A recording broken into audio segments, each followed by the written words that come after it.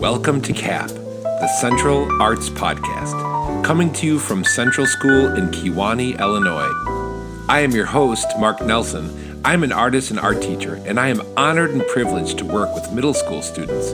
These young artists are a vital but often overlooked segment of our artistic community. They are not just consumers, but also creators of art.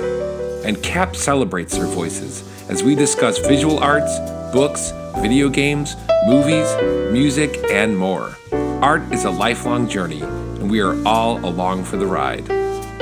Welcome to C.A.P. This is a Central Arts Podcast. It's coming to you from Central School in KEWANEE, Illinois. I am your host, Marc Nelson, artist and teacher, also known to my students as Mr. Nelson.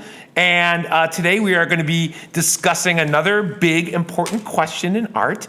I have with me 5 really remarkable young artists. And just to let you guys know, this is only our second episode, so we're still kind of learning the ropes, but I'm really excited for what's going to come today. So we have a new topic. We'll introduce the topic after we do our first segment.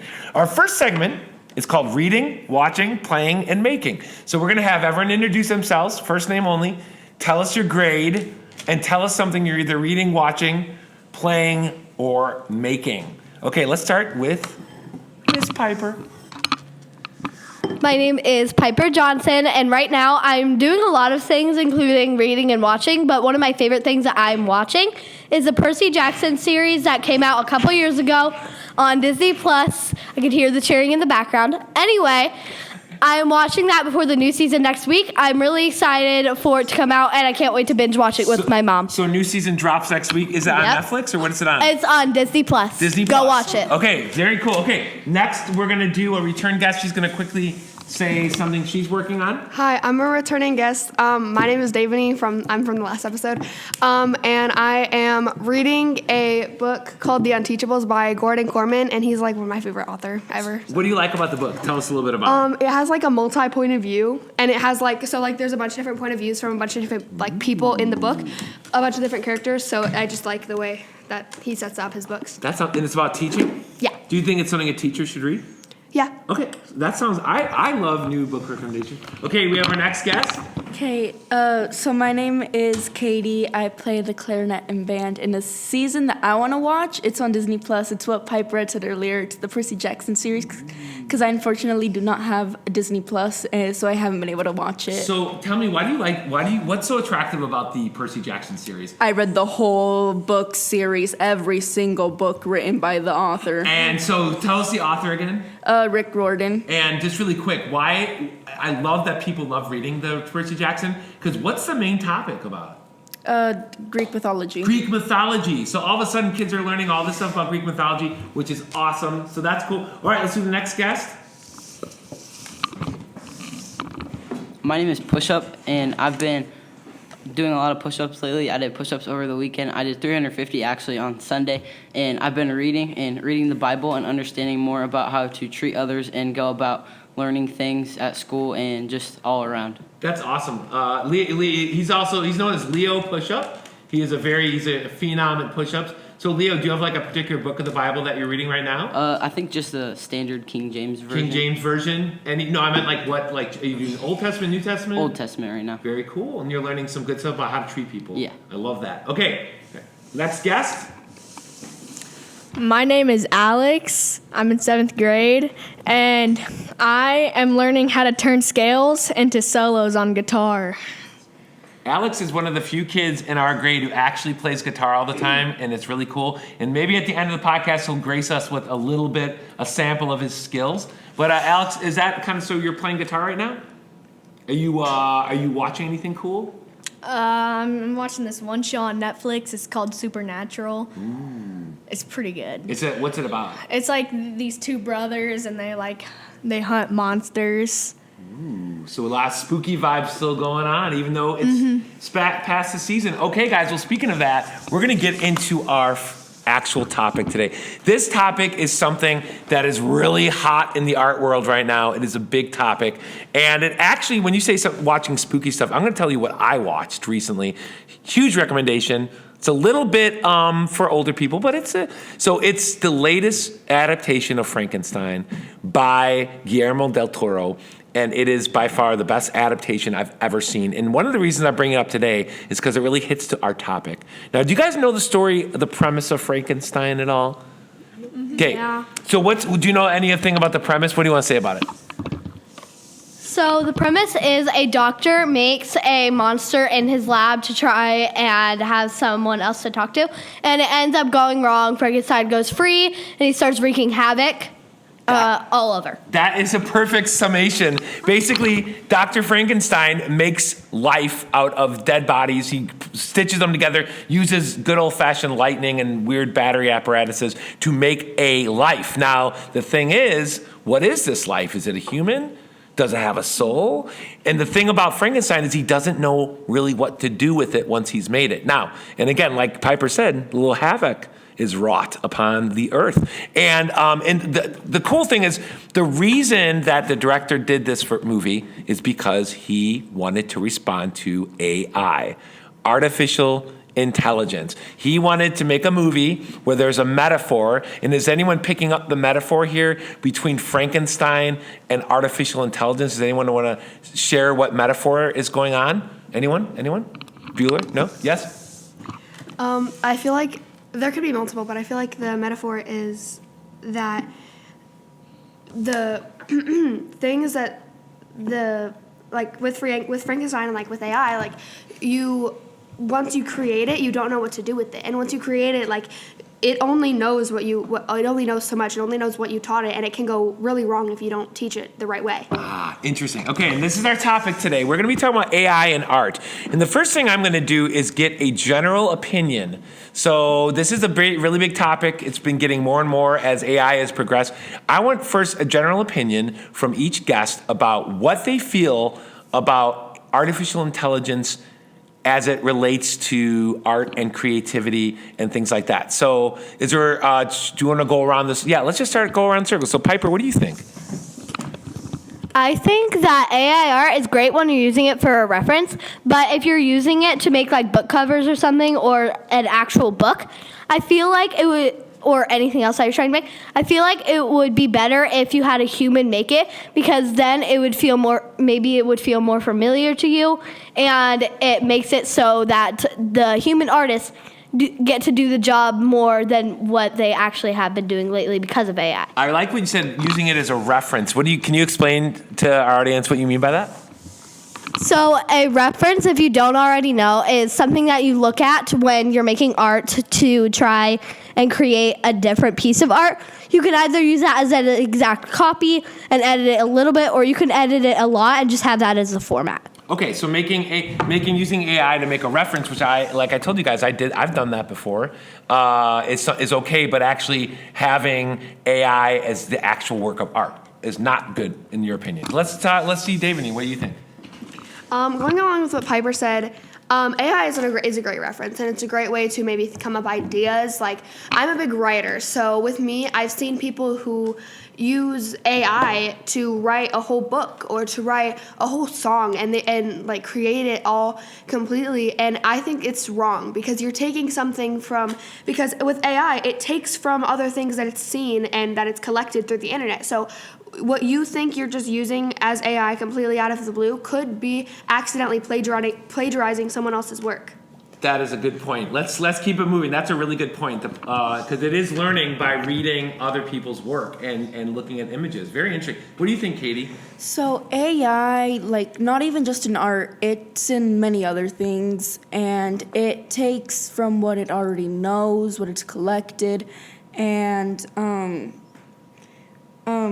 a lot of times, anyone can use AI, but sometimes people use it for the wrong. Some people actually use it for the reference, as they said, and some people just use it for the most inappropriate stuff. Oh, so bad, inappropriate meaning they're trying to explain, if you can, what you mean by that. Well, I guess they could write a documentary on crimes, I guess, and why you should do it. Oh, so AI, are you saying like AI could just like do its own thing? Yeah, and it like agrees with you. If you tell it, I want to chop off my fingers, it'll give you the best way how to chop off your fingers. Oh my goodness sakes. Okay, so AI is not being like controlled in your mind in a proper way to kind of regulate itself to not do these kind of harmful things. Yeah. Very interesting example, by the way, too. Let's go ahead and see what Leo push-up thinks. It's very interesting. So, I think of AI as something that would give you a response that you would want to hear, kind of like Katie said, that takes information from all over the world, and so it's something that humans have made, and certain things like that don't really progress to be something good most of the time. And I just feel like, I don't know. What do you think? What do you mean it doesn't turn out to be good most of the time? What do you mean by that? We take everything and use it for control most of the time, kind of. So is that like human nature? Yeah. Is not human nature's influence on artificial intelligence may not be great. Is that what you're trying to say? Interesting. Let's pass it to Mr. Alex. What does he think? I think AI art, or like just in general AI, if you use it in the right way, it could be good, but if you use it in like the worst way possible, it could go wrong really bad, or like they could just give you really bad ideas, kind of like what Katie said. It could make you do stuff that you don't want to do. Okay, so so once again, more the dangerous. Well, here's a question real quick. Katie, do you want to say something? Here, go ahead. I heard that. So from right here, this little group, I heard that it like takes information from the internet, but a lot of that information can be wrong, because a lot of people like just mess with like Wikipedia, because I bet that's where it gets a lot of its information. So you can't even trust it. Interesting. So do you have, David? Do you have a thing to add? Go ahead, quick. Okay, so kind of like Katie said, kind of like Leo said, kind of like everyone's been saying, it takes stuff from the internet and stuff like that. But also, exactly like what Katie said, it gives you what you want to hear, and like what Alex said as well, it gives you what you're gonna want to hear. And so when you tell it something, like what Katie said, like I want to do this and that, it'll give you and it'll tell you how to do it, and it doesn't have any moral compass. Like it doesn't know, it doesn't have any like morals. Like it doesn't have a conscience. It can't tell right from wrong. So it can hurt people, and it can also improve lives, but it can also more hurt people because it doesn't know right from wrong. Oh, interesting. The moral compass idea. That's kind of like the Frankenstein, tying back to that real quick. We've got Piper and then Leo. I do appreciate everybody who's used me as help, but I do want to mention something that my friend Davini helped me research a little while ago about how ChatGPT has been ruining water. Texas is seeing massive growth with AI data centers. Little attention has been paid to their equally incredible water consumption. So environmental impacts? Yes. There's a lot of environmental impacts, but especially the water in Texas. AI water can use the impact to the availability of water in drought-stricken Texas. Oh my. So if you ask ChatGPT 10 to 50 questions, then it consumes about 50 millimeters of water, according to this area that we researched. And no, we did not use AI mode, I promise. I was going to say, did you get that from AI? No, we used an actual website. I got you. So, Leo, did you have something to say real quick? Okay, go ahead. You guys are doing awesome. So something I wanted to say about AI and art was how if you use AI for art, it doesn't really put any emotion into what it's going to describe, and like it doesn't even have to be with art or colors or anything like that. It's just the whole process of how you communicate and surround yourself with different things in life, and it could just be how people perceive it, but I think it's just not really. Is it missing the human connection? Yeah, You're saying like when you do AI art, it's missing like the part of art like we talked about last week. It's the person in there that it's not drawing upon. And everyone's different too, but this just takes something from everywhere and puts it into its own kind of saying. Yeah. So it's not really a soul, kind of. Oh, so there's a lack of soul, which again ties back to Frankenstein in a sense. Very interesting. Let's ask Alex. These are great comments, guys. Very nice. So just think of it kind of like how, like with the Texas and the water thing. What if like a governor, like of a president, used AI to give it information to, I don't know, make America great or something, then it may give it just terrible ideas to like send bases to like Illinois or something. So are you saying like if a leader used AI for their policy, like they didn't have people like Congress members and stuff, they use AI to like, are you saying like that's a danger in the future, like something that could happen? Uh-huh. That's an interesting, real quick. Katie's got something to say. This is a really good topic.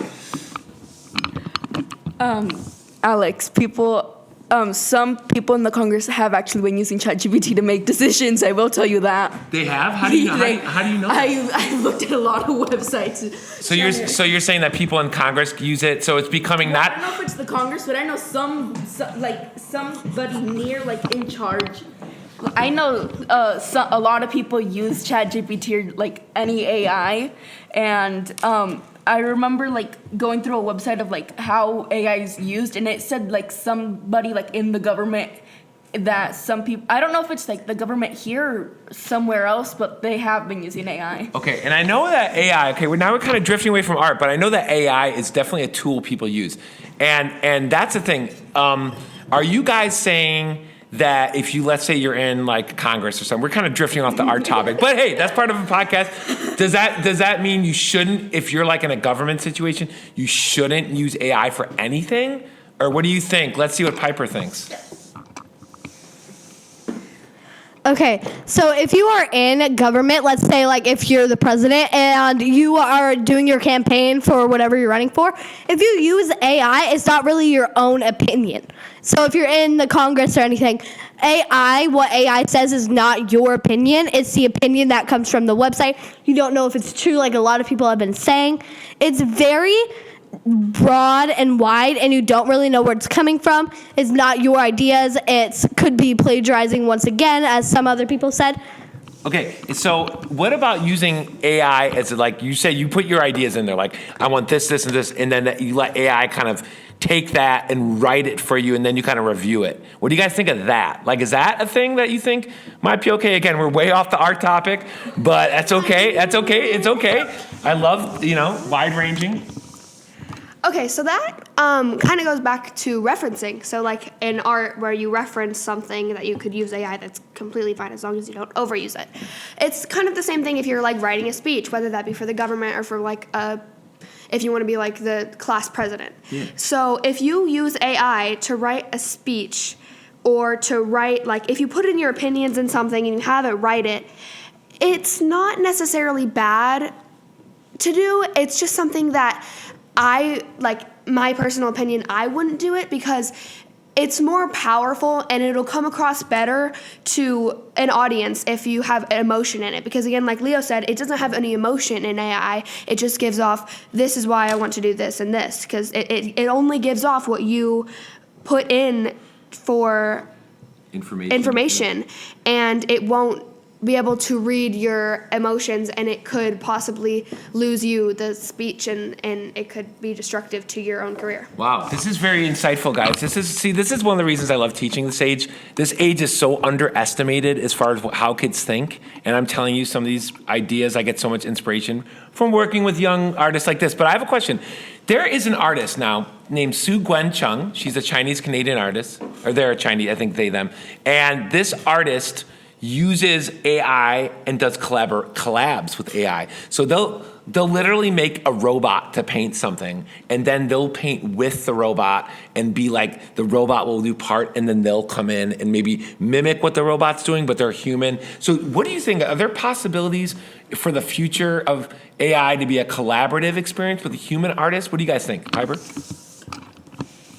I think that collaborating with AI can be helpful in the future, but right now it's more you're teaching AI more than anything. You're teaching it instead of actually working with it.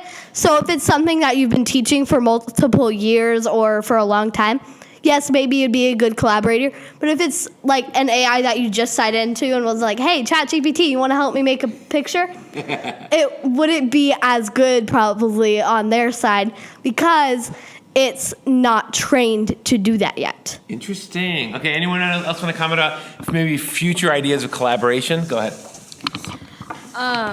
If AI could collaborate, I think that would be not really of a good idea, because then, I mean, what if it could imitate like people's voices, or like, you know, because then it could like act as one person and send threats to somebody and It's already hurt them. I think you can already do that. But like, It's okay. It's what you- it could get like more yeah. better and just. It'll learn more by doing that. Katie, what do you think, real quick? And then I have one last question we're gonna ask. So collaborating with AI could be good, but I feel like there has to be like emotion behind a painting. Like you could do a painting of a fallen one, of a loved one, or of your pet cat. You can like it has to have some meaning behind it. Okay, so there has to be a human. You're saying there has to be a human element to it. So that's Yeah. why, like, if you collaborate with an AI, you definitely need that human. Very good point, Leo. Did you have something to say? Yeah. Let's pass the sweet mic. We only have one microphone. Sorry. So something I was gonna say about AI and like people and how you perceive it is that nobody knows how somebody else can see something. Like you don't know what your cat's thinking, even though you could see it walking down the street and narrate what it's doing in its mind, but it's not like that, and we're all completely different things that live and grow together. So I think something that wouldn't really have that and we wouldn't understand could lead to something bad, as long as people just don't really think about what it's meant for. You know what, guys? I'm sorry. We do have to wrap it up a little. But I have a good question. I know. I love this. You guys are jumping in here, giving me great ideas. Great. And the thing is, you guys are really going to be part of a generation that sees AI be a major part. And Alex was talking about, imitating voices and things. We call that deep fakes. They're already like the family of Martin Luther King Jr. is suing some company, I think Sora or something like that, because they're using his image in videos, in AI images. And it's, again, when you can just take someone's image and their voice, that could be potentially dangerous. So last question for you guys. I know we could talk about this for a long time, but do you think AI will ever replace human artists? Okay, let's start. Do you want to go around? Let's go Piper, and then we'll go around. Go ahead. I think that AI can 110% replace human artists. AI is actually already starting to do that. Everywhere I go, every single ad I ever see, whenever I'm just like trying to live, every single ad, half of them are AI. Every single thing. I also have a couple of book covers that are from AI, and I get really mad looking at those covers. It makes me very upset. And you can tell they're AI. How do you tell? Is it just a style It's thing? just like a face feature. It's face features. If AI is trying to make a realistic face, you could just tell by the way the eyes are, the way the nose is. The face looks too perfect. Gotcha. There's no mistakes. You just can tell. You can spot it. There's either zero mistakes or only mistakes. Okay, that's a good point. So you think 110% that AI will eventually replace human artists. Who's next? Go ahead. I'm next. We'll go Hi, around. that's me. Okay, I was actually going to say this for the can they collaborate question. So with both of the questions, it can actually apply to both of them. The collaboration and also just like the quote unquote takeover of AI is inevitable. And so people say like back in like 2020, people were like robots are going to take over the earth, but I feel like it's more than that. It's not the physical being of like a robot which is gonna take over. It's that if AI is getting so good, like Piper said, so perfect at making things that can be painted and recreated into art that humans can also just copy down, then people are gonna start seeing actual artists as like a waste of time or a waste of money, because half of the time with most AI sources now, aside from the money that you pay to get Wi-Fi, it's free most of the time.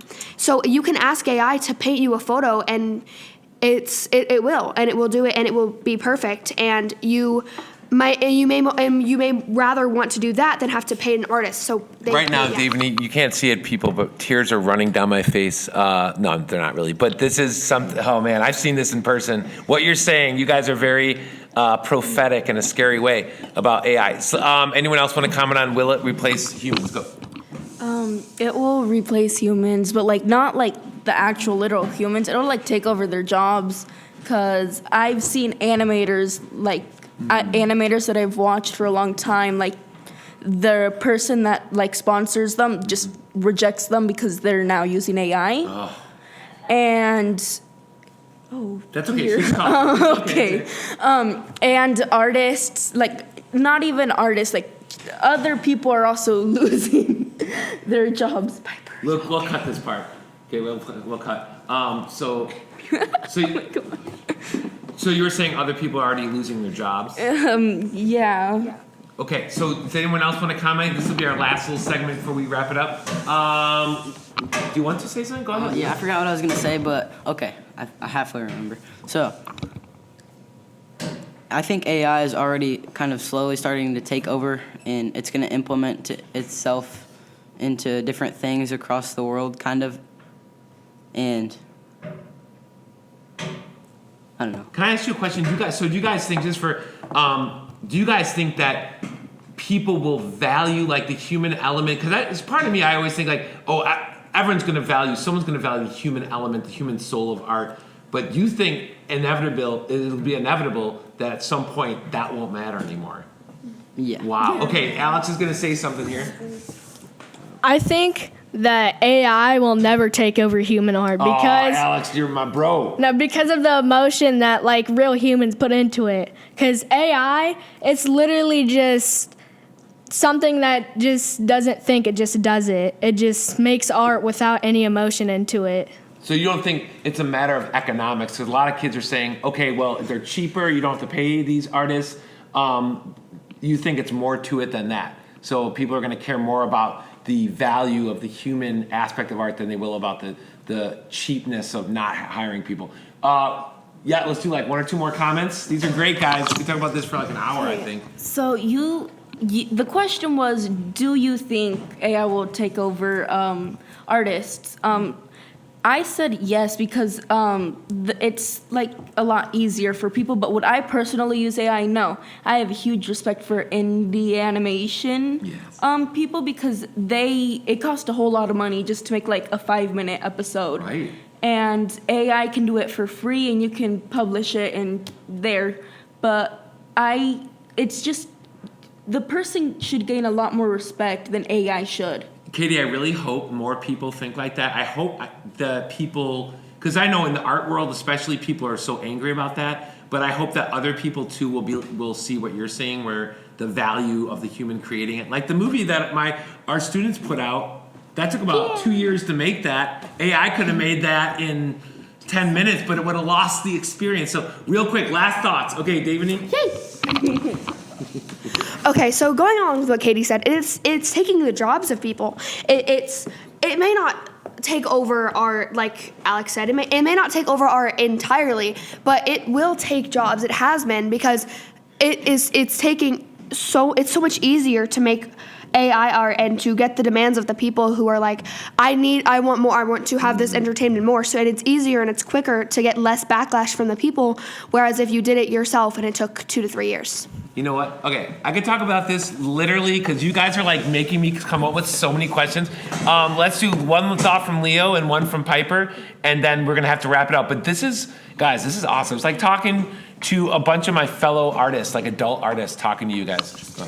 So I think art is in creation and how everything interacts and just resolves. And like we were talking about, it's going to start taking the jobs and stuff, and that's what we were kind of meant to do, and that's what everything was set in place for. That's just something natural. You have to work for something and get it and earn it, and that's just a lifestyle people are so used to now. And when that gets taken away, then we're going to just have AI kind of lead us towards somewhere else where we don't know, and I don't know if it's going to be good. Wow, Leo, you guys are like little Nostradamuses. I hope you're wrong in a way, but you guys have some really, really insightful and semi-scary views. But I like it. Go ahead.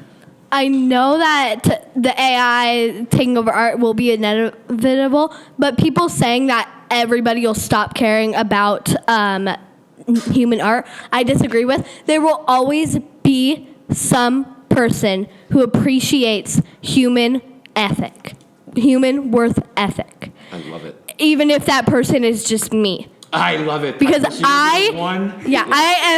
I came from a very hardworking family where we work for what we have because I live in the country, and if we want anything, we have to work for it. Yes. So human work ethic is so important to me and my family, and if people stop appreciating that, I don't think I can live in a society like that. Wow, I like to end it on that. I love that thought. Before we go, we're gonna have a little bit of a musical treat from Alex. Go ahead. Okay.